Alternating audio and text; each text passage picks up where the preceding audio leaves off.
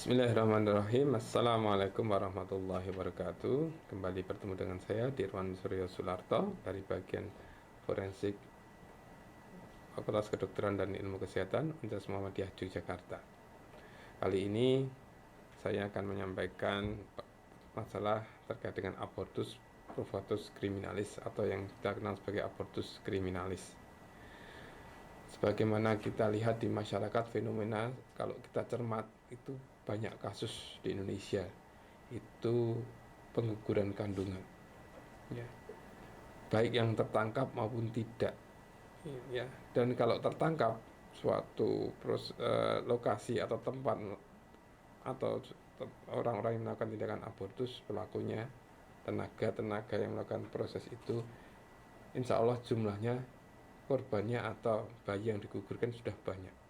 Artinya secara realitas itu sebenarnya banyak kasus itu, tetapi secara statistik mungkin sulit ditunjukkan berapa jumlahnya, ya.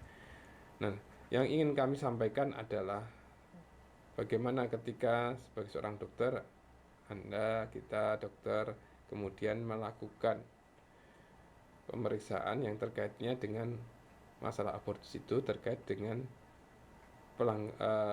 tindakan pelanggaran hukum, ya, dimana secara teoretik abortus ini sebagai pengguguran kandungan ini pengertian medis dan hukum bisa berbeda atau tidak sama persis, ya.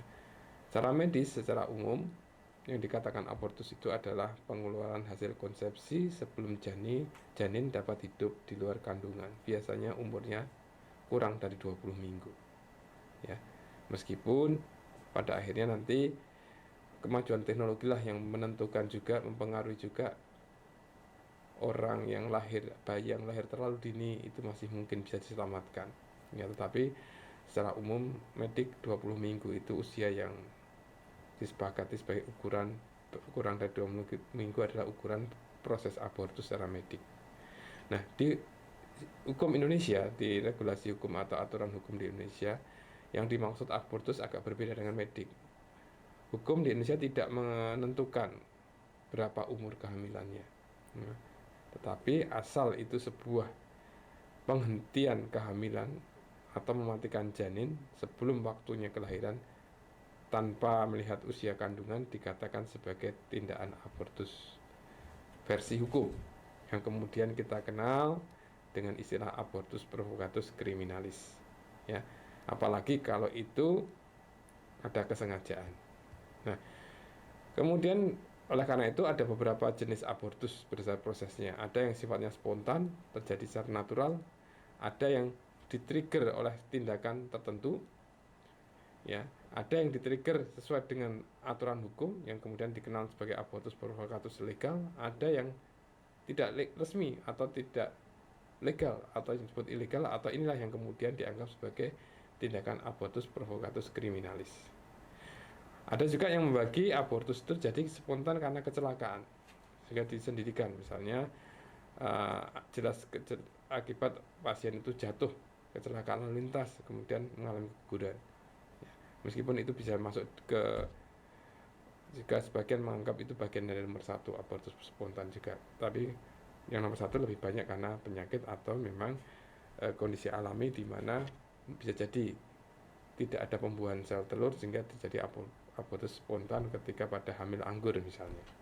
Nah, kedokteran forensik itu areanya adalah membantu kejelasan secara hukum kejadian itu apakah abortus provocatus criminalis atau bukan, ya. Karena di berbagai negara abortus provocatus itu bisa macam-macam tergantung hukum yang berlaku. Sebagaimana kuliah sebelumnya yang saya sampaikan, masalah forensik kedokteran atau kedokteran forensik ini adalah menyesuaikan dengan regulasi hukum yang ada di negara atau tempat tersebut. Nah, sehingga ketika kita menemukan indikasi adanya abortus, kemudian dokter memeriksa dan diminta bantuannya oleh para pihak, khususnya penyidik, untuk membantu memeriksa pasien atau bahkan mungkin jenazah seorang wanita yang diduga melakukan tindakan abortus hingga meninggal, maka kita tenaga kesehatan harus membantu melakukan pemeriksaan hingga bisa menentukan beberapa hal, ya. Yaitu apa antara lain? Ya, antara lain kita harus mengingat bahwa abortus purvatus criminalis ini merupakan tindakan penghentian kehamilan tanpa indikasi medis. Dan biasanya dilakukan untuk kepentingan si pelaku atau ibu itu sendiri. Ya. Bisa juga diakibatkan bujuk rayu dari pihak lain, khususnya laki-laki yang tidak bertanggung jawab.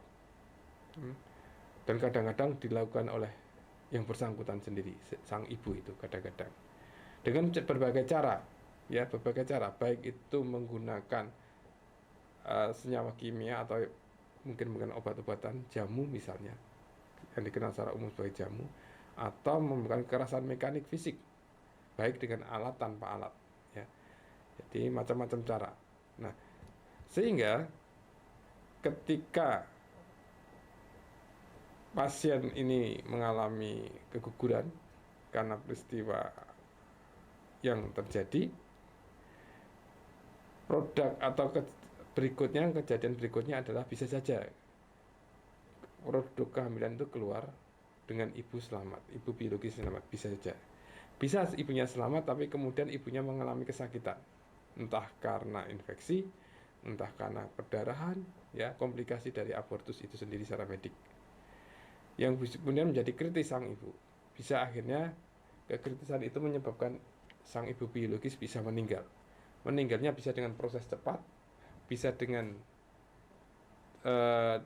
moderate tidak terlalu cepat, atau bisa lambat.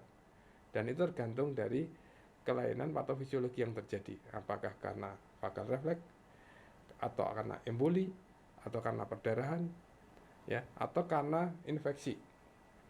Nah, inilah proses-proses seperti ini termasuk patofisiologi yang terjadi. Inilah yang kemudian ketika itu diperiksa oleh seorang dokter, dokter itu berusaha menerjemahkan atau menyimpulkan atau menganalisa dan kemudian menyimpulkan apa yang terjadi pada ibu itu. Sehingga ketika melakukan pemeriksaan terhadap korban, tanda petik korban abortus, jika ibu itu masih hidup, kita harus mencek apa betul pada ibu itu, wanita itu ada tanda-tanda fisik pernah hamil, ya. Kita tahu tanda pasti hamil dan tanda tidak pasti hamil. Salah satu contohnya ketika orang hamil perutnya membesar, maka akan terjadi stria gravidarum, warna keputihan, warna pelebaran sel kulit yang itu kemudian kita kenal sebagai istilah stria gravidarum. Kemudian kalau abortusnya belum terlalu lama, kalau kita memeriksa daerah papil mama, ada hiperpigmentasi mama. Bentuk payudara insya Allah juga agak lebih besar dan lebih keras daripada yang lain, ya.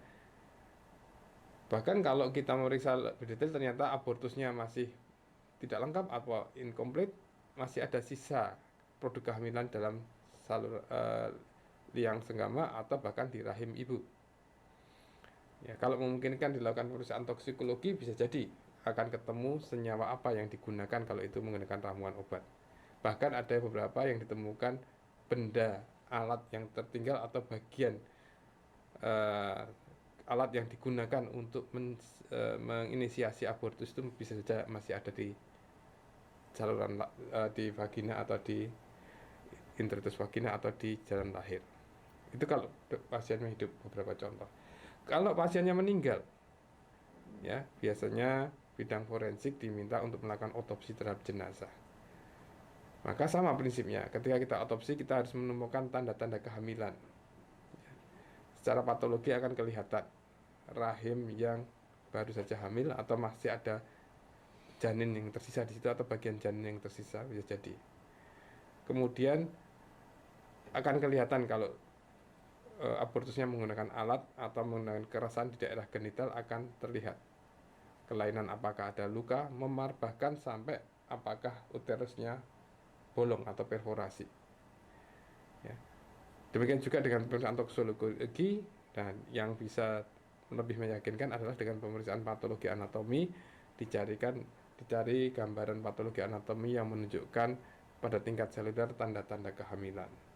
Nah, sehingga pada prinsipnya ketika seorang dokter menjumpai pasien entah itu hidup entah meninggal, ketika diminta membantu menjelaskan atau mendapatkan bukti tindak pidana abortus, semestinya kita menggunakan logika medik, apa bukti-bukti kehamilan yang ada.